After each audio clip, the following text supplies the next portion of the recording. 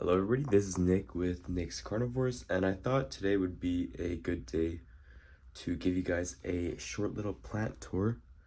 I have some stuff going on with my nose right now, so I'm not gonna be, face isn't gonna be on the video the whole time, but it's good to talk to you guys again and see you guys. Thank you for everybody who's been watching and commenting. I know I haven't really been responding to comments, but two people commented that the reason why my cephalotus in my previous video weren't picturing as well is because of a decreased photo period or like reduced intensity of light.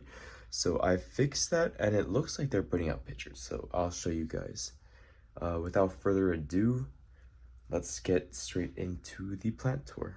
Alright, so this is the current state of the setup.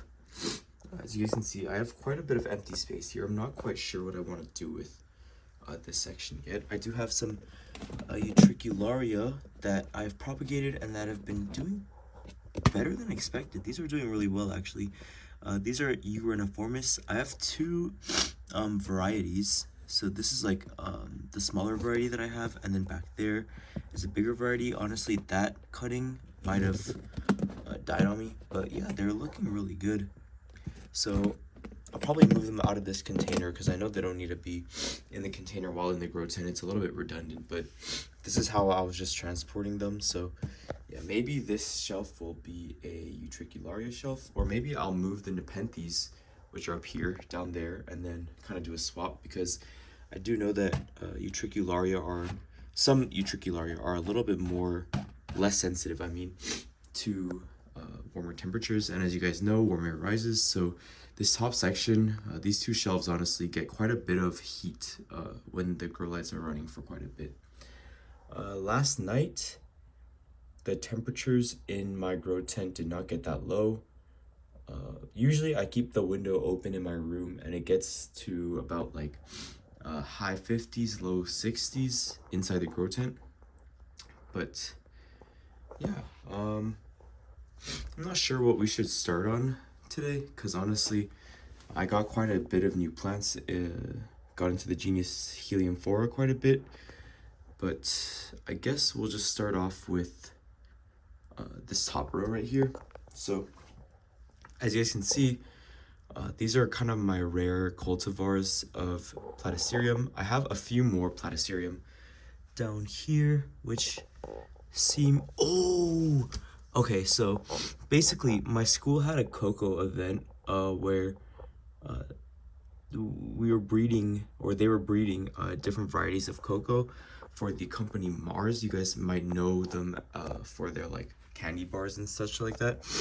But it does look like we have germination in this pot. I know the tag is wrong, but yeah, they're just germinating in pure sphagnum, and it seems like it's doing the trick, because this seed does look like it's doing something. But yeah, they were just cocoa beans, like around like this size when I originally obtained them. But anyways, yeah, so these are my Platycerium. This one isn't doing too well. I think the moss is out competing it for resources and like moisture and fertilization. But yeah, this is supposed to be Platycerium Jade Girl, which I have two plants of right here. This is, yeah, I haven't really had time to mount any of these, but yeah, these are two Platycerium Willinkii cultivar Jade Girls. This is a cultivar Nano. It had a decline. As you guys can see, the shield fronds were kind of massively decreasing in size, as well as the fertile fronds, but it looks to be bouncing back now. Hopefully it does well. This is a Platycerium Willinkii cultivar Bacteria, which is doing really well right now. It's not mounted still, but oh my god, there's like a little bit of moss coming through from the pot. Oh, that's adorable. Okay, but yeah, it looks to be doing really well. I said this briefly in my other video, but one of my friends came over and they were like, I didn't know you could grow fungi. But yeah, I mean, you can grow fungi, but these aren't fungi, but they do look like fungi with like kind of their branching look. It's kind of reminiscent of like a slime mold. And then up here, I just moved this inside the grow tent, so hopefully it does well adapting to the high humidity. This is Platycerium Wallinkii cultivar Jenny. And yeah, if you guys aren't into Platycerium, you might think that they all look the same, and you wouldn't be wrong at all. But I think once they get more mature, we'll definitely be able to see like the phenotypic differences and what they were selected for. But yeah, these are all cultivars of the same species. And yeah, down here I have Platycerium bacteria as well. That's the same one as this one over here, but this one is admittedly not doing too well. I think it's bouncing back though. I like how moss has grown over most of these. It makes them look pretty aesthetic. And hopefully this one has like the ball of moss surrounding it, kind of like these. But yeah, back here is I believe it's a Veitchii cultivar called SS Fong. And then all the way down here, I have, I need to pot those up, but yeah, it's another cultivar of Platycerium. And then moving on to this tray is some of my Nepenthes. This one is what is it? Thai Barrio Giant cross variegated K. It's increasing in size pretty well for me. Not much to say about it right now. I do want more squat Veitchii, as most of my Veitchii are pretty long or like elongated, but I guess that can wait. Here we have Nepenthes minima cross mollis. It's a seed grown, so I'm excited to see what traits it exhibits from its parentage in the future. It does look quite a bit squat. Yeah, looks pretty good for now. Not much to say about it either. Back there, I have a propagation of Sarracenia purpurea. Not much to say about that one as well. Nepenthes Veitchii, that one's not doing too well. It's very stiff, all of its leaves. So I'm not sure what could be going wrong, as it seems like I bought this one at the same time as that one, and this one's taken off, as you guys can see. This is its newest picture. The peristome looks absolutely beautiful with like the pink body, and then this one also keeps its striping through old age. Like this picture back here, it doesn't, of course they degrade and look a little bit, but like it does retain some of its striping, so that will be exciting to see once this picture ages a little bit. Here is a CAR 10168. It's splitting into 2 growth points right now. I'm not sure why I decided to do that, but I guess it's all right. I'll get 2 plants eventually. This is an Andreas Westuba clone of Nepenthes mapuluensis. This one's actually been taking off in my collection. I'm not quite sure why, and it has a lot of vigor, so I'm happy with this one. And then back there is a complex hybrid. I think it's Spatulata lowii gothica. I'm not entirely sure. There's a lot of Drosera. I believe that's Drosera mirabilis inside of its pot, but it seems to be doing well, regardless of the fact that it's getting kind of crowded in there. But yeah, these are mostly my lowland / intermediate Nepenthes, or actually not really. Some of these hybrids are highland, or have highland in them, but yeah, they seem to be doing well. I'm very happy about this one right here, which looks very beautiful. But yeah, so moving on down to this shelf is where things kind of get exciting. Actually, I'll save this one for last, as this is my favorite shelf. So yeah, stay tuned for this. Down here, I guess what I'm kind of known for is my Pinguicula. Everything is doing kind of well except this Pinguicula Ampa D. It's been in succulent form for quite a while now, as you guys can see. It's like past rosettes of succulent leaves, but I'm not sure why, because everything else has emerged out of its succulent form once moving into this grow tent. But oh my god, my arm is getting tired. But yeah, so starting in front, this is Pinguicula Queen Cthulhu. I believe, if I remember correctly, it's a Calcarn clone. or variety that they've bred. It's still probably my favorite Pinguicula of all time. It's absolutely mesmerizing. I would even say it's kind of ethereal, like the color palette of its kind of ghostly green leaves with the purple, like lilac edges. It's very aesthetic. Pinguicula marginata. It's flowering. This one flowers profusely for me in my collection. Um, I don't really cut the flowers off of any of my pings. I used to pollinate them, and I do have like a bunch of crosses back at home, but yeah, it looks like it's very happy in my collection. Pilosa, whenever I get to this one, I always say there's not that much to say about it, and that is true. It's one of the more basic looking species of Pinguicula, but still nice to have in the collection nonetheless. I do like its leaf shape, very paddle-like. Right here we have Pinguicula Yucado 1713. This is like the propagation that I took from the mother plant, which is in the middle, and it's kind of doing better than the mother plant, which is very interesting as they have the exact same genetics. But yeah, one of the most aesthetic species as well. Here I have two Pinguicula. I have an Agnata El Lobo. This is like a variety of Agnata from El Lobo in Mexico. And a Pinguicula Condoy. They're growing out pretty well. This is Pinguicula Alurciae by Mesophytica. These are doing pretty well as well. I think everything in my collection, at least for the Pinguicula wise, are doing better than I expected in this like low airflow environment.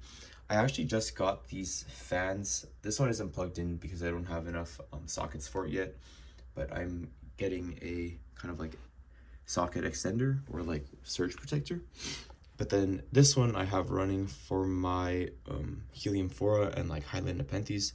So yeah, it's not too loud. Let me turn it on for a second for you guys.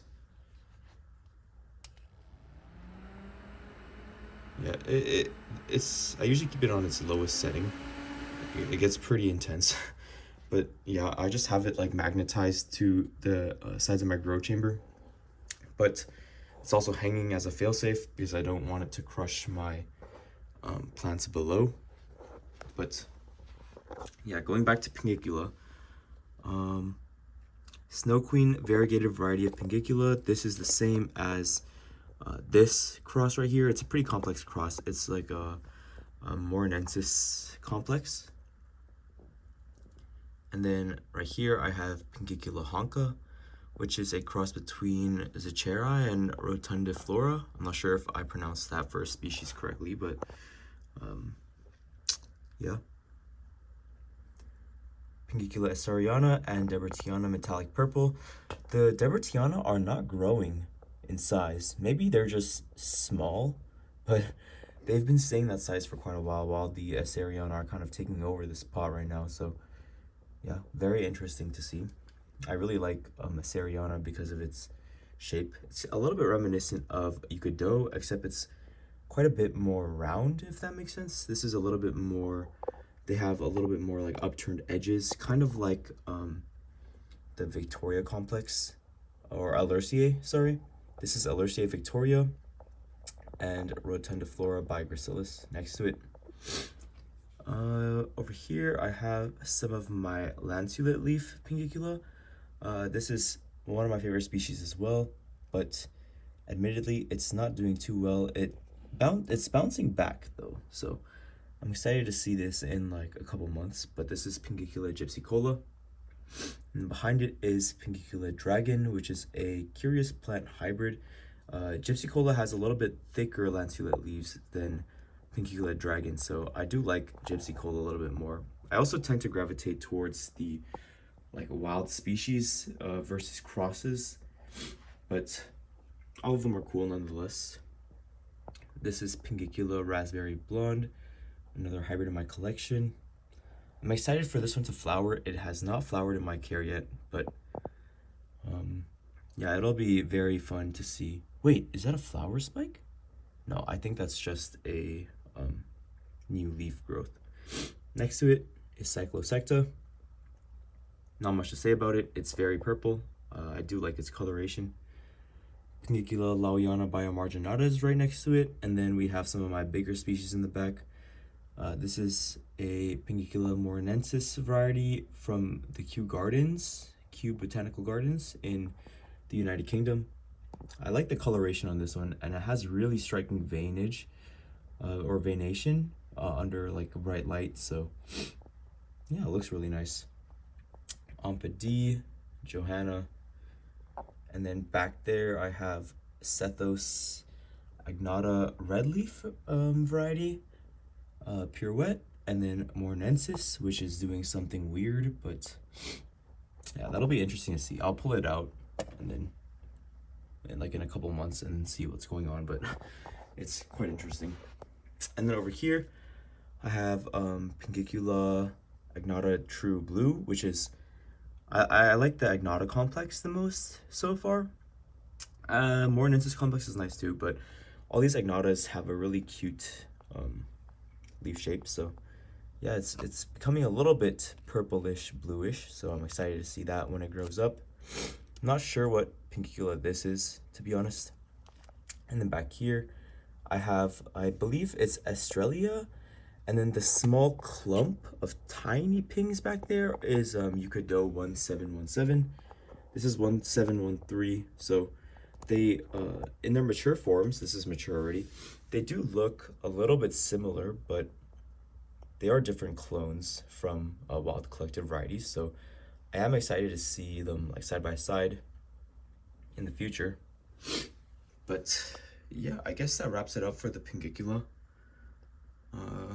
Yeah, everything's doing pretty well. I already showed off these back here, so I guess it's time to move on to my favorite section. So this is the newest addition to my collection. Admittedly, I don't have ultra highland temps in this grow chamber, but I will make some adjustments. I ordered some ice packs online, so I'm going to like put ice packs during the nighttime, like up here right next to the Velosa, and then hopefully I will remember to do that every single night, so the Velosa will have like consistent night temp drops, and I'll have a another thermometer, hydrometer right next to it to check the temp drops at night and such like that. But it's looking very cute. This is a clone from the Atlanta Botanical Gardens. It's like an extra small.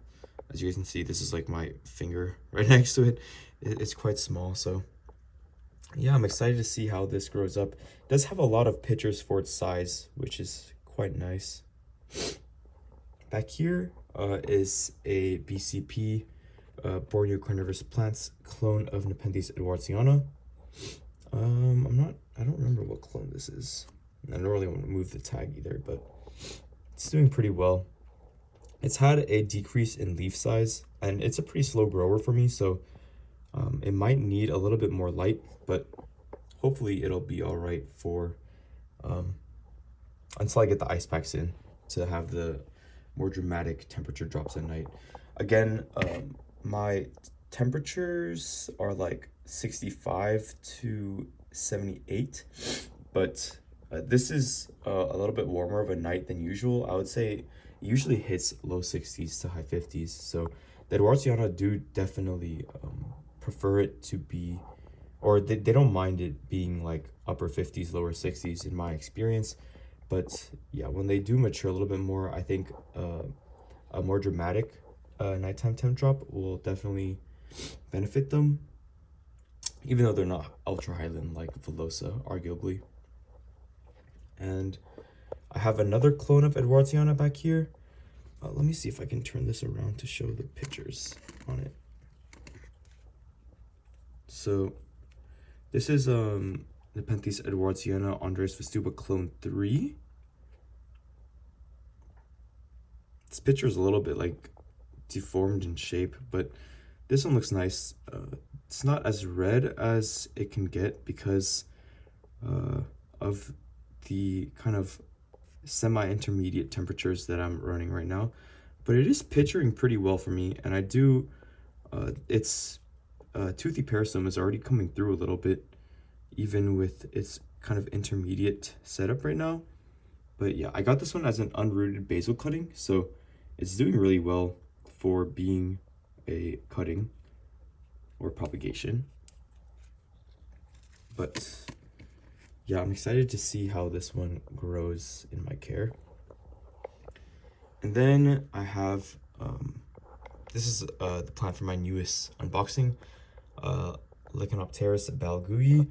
Its older fronds kind of crisped up a little bit, presumably from too intense of a light.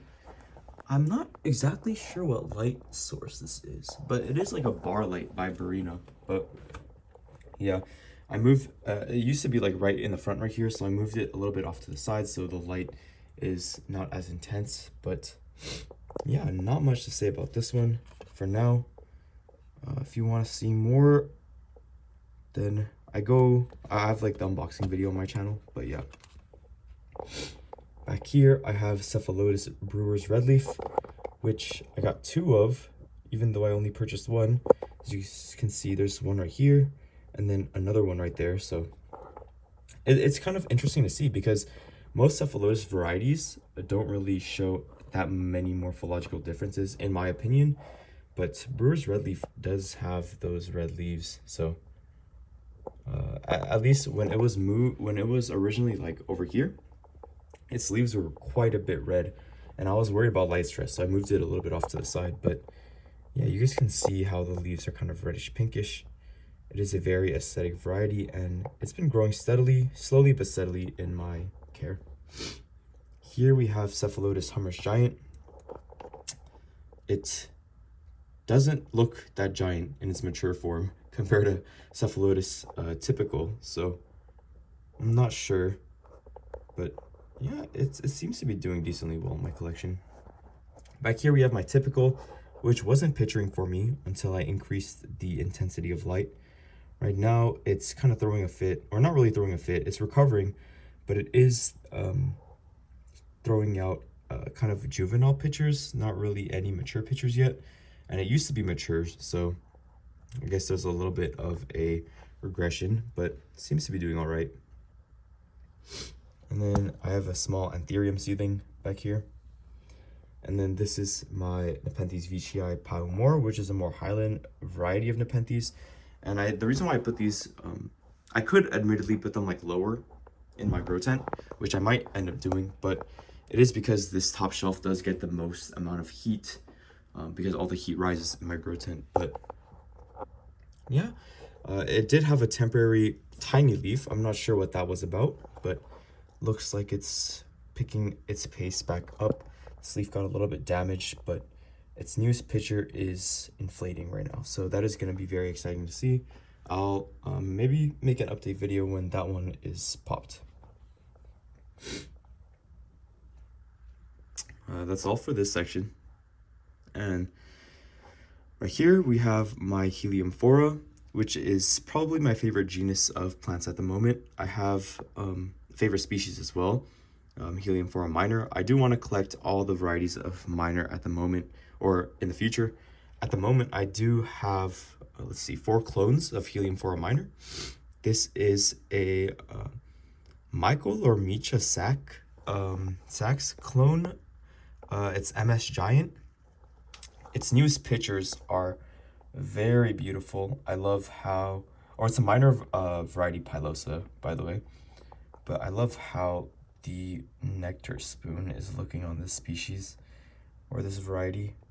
And the deep red coloration, I know Andres Vestuba minor clone 3, and I think he makes another clone called Burgundy Black, which does get like deep purple even under intense lighting. But I do like this kind of cherry red color that Heliamphora minor is putting out right now. And I will eventually put like reflective kind of like aluminum foil or something like that on these sides of my grow chamber in order to reflect light to the sides of them, because I do believe, although this is like typical morphology, the base of the picture is kind of skinnier than some mature and like extremely well-grown specimens that I've seen online. So I do think the reason why it has more of a flared opening and a smaller base and kind of like does that trumpet shape is because there's more light from the top than from the sides.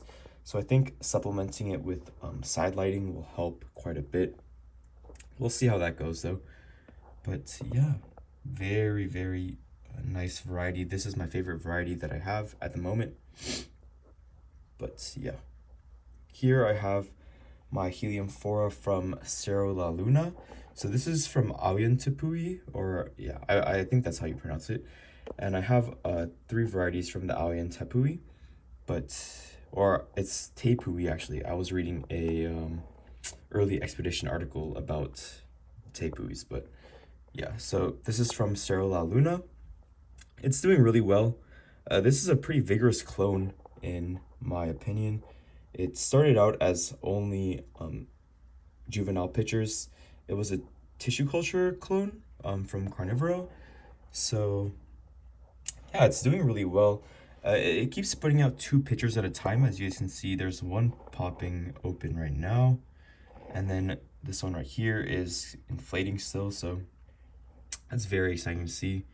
I do like, I like both varieties of minor var minor and minor var pilosa, but I think minor var minor is slept on quite a bit because even though it doesn't have as exaggerated of like ciliated hairs inside, it does have hairs. And because they're a little bit smaller, they make the insides of the picture look sparkly almost.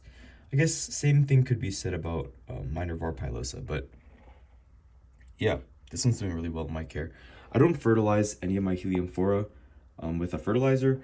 If I do find dead bugs in my room, I do like open up the grow tent and then like pop them in the newest pitchers, which I heard to be the most effective or like the most active, because as the pitchers age, they do lose effectiveness. Or in the tepuis, researchers and explorers have found that the older pitchers have a lot less organic matter, like decaying organic material, like insects and such, compared to the newer pitchers. So I do believe that the newer pitchers should be the ones that receive the most fertilization.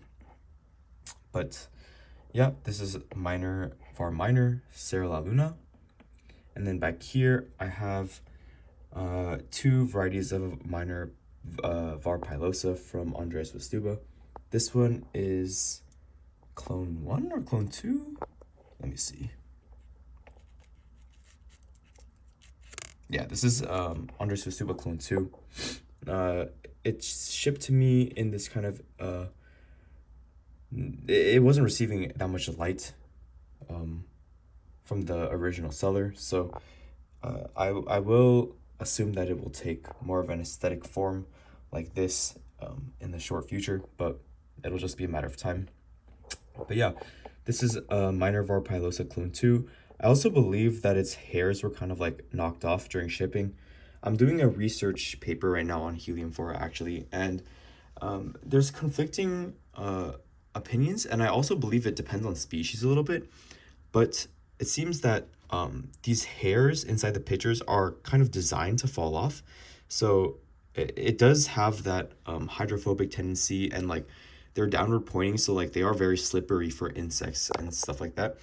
But along with that, I believe that they are kind of like a trigger mechanism, or not really a trigger, but when a bug does land on it, they will actually fall off. So it's like the bug will like 100% slip into the pitcher if they don't have like the necessary adaptations, which I don't think any species of insect does. But yeah, these hairs did fall off on clone 2, but it is regrowing. There's like there's like a baby pitcher right there coming up, and then another one back there, so excited for that. And then this one is pretty vigorous so far. This is Andres Vastuba clone 2.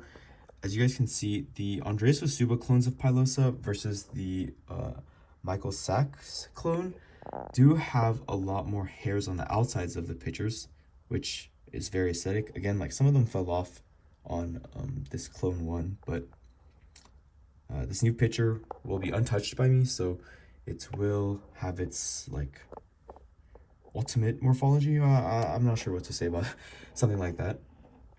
Back here, I have my Heliamphora nutans, which is a seed-grown nutans. So, not much to say about it right now. It's very red from the lighting, but yeah, excited to see how this turns out. These are its first two semi-mature pitchers. They are quite small for now, but yeah, looks pretty nice. Back here, I have Andres Vestuba Clone 1 of Heliamphora macdonaldae. It looks very nice. It's kind of growing in only one spot. Also, there's the white fungus on the thing. I was searching this up, and this is probably it's most likely trichoderma, because pathogenic fungi don't really emerge from the soil like this. So I do believe it's not really too much of a cause for concern. It can reduce oxygenation in the soil, which can be a problem down the line. I did order some pots, so I will be repotting this soon, because I do believe that the media has too much organic matter, hence the fungus growth. But yeah, it seems to be doing well. This one produces a lot of exudate or nectar for me, so as you can see, like the nectar is dripping out of the spoon right now. But yeah, one thing that's interesting is that the nectar from this plant kind of drips down the pitcher, and then because of the hydrophobic inside surface, it actually ends up like at the base of the pitchers. So I'm not sure if that is like a secondary evolutionary adaptation for them to like receive nutrients. Like in that sense, they might be like feeding themselves when there's not enough insect pollinators, but I'm not entirely sure. I think more research definitely needs to be done on that and this genus in general, because there's not that much information online. It's pretty limited. This is a Heliamphora pulchella from the Tirapon Tipui. This one is it came in as an unrooted cutting, so not much to say about it for now. It looks very nice. But yeah, I like the smaller varieties of Heliamphora. So Minor and Pulchella are kind of my two favorites. But yeah, I'm excited to see this when it throws out a lot more pictures for me, because I've seen pictures of Pulchella online which have like very, very deep coloration, almost like I would say burgundy black. So yeah, that will be exciting. And then in the front of the Heliamphora, I have a Tepui companion plant. This is Orcanthe septrum. This one's a violet metallic leaf variety. There's like, I think 2 or 3 varieties that are known to man right now. But yeah, it looks really nice.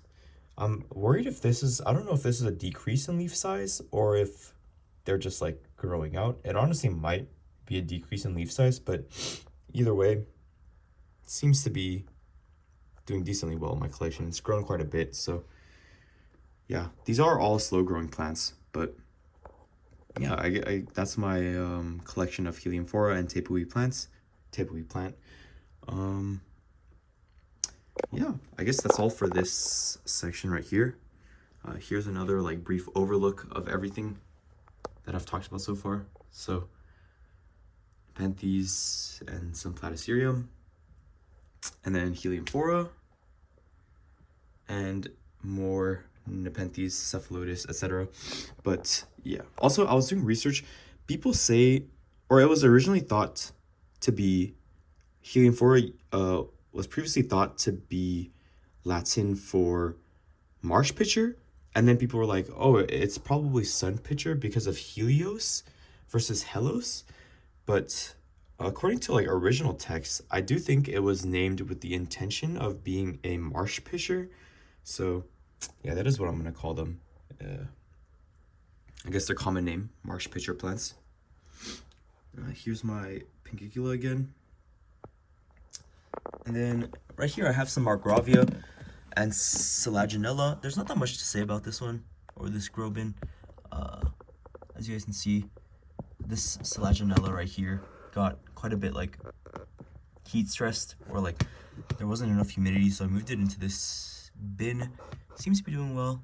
My Margravia are kind of taking off, so I do want to take propagations of those and maybe sell off a couple. But yeah, that's that. Here's my Utricularia again. Very cute. And then down here, I just have some other epiphytic non-carnivorous plants and another Nepenthes. This is a Loei Veitchii Maxima Veitchii? Bassiana Veitchii? I'm not entirely sure the exact name of the cross, but yeah, this is its newest picture. It's gonna pop soon. And this is the previous one. It was very stripy, but then it aged to this like red color, which I honestly really like. I don't necessarily like when Nepenthes age to be kind of a golden parastone. I do think the red is a lot more aesthetic. I have some alocasia back here, anthurium. These ones are not, or they're anthuriums, but they're not showing that they're anthuriums. Some more here. This is a small bucephalandra. Seems to be doing pretty well.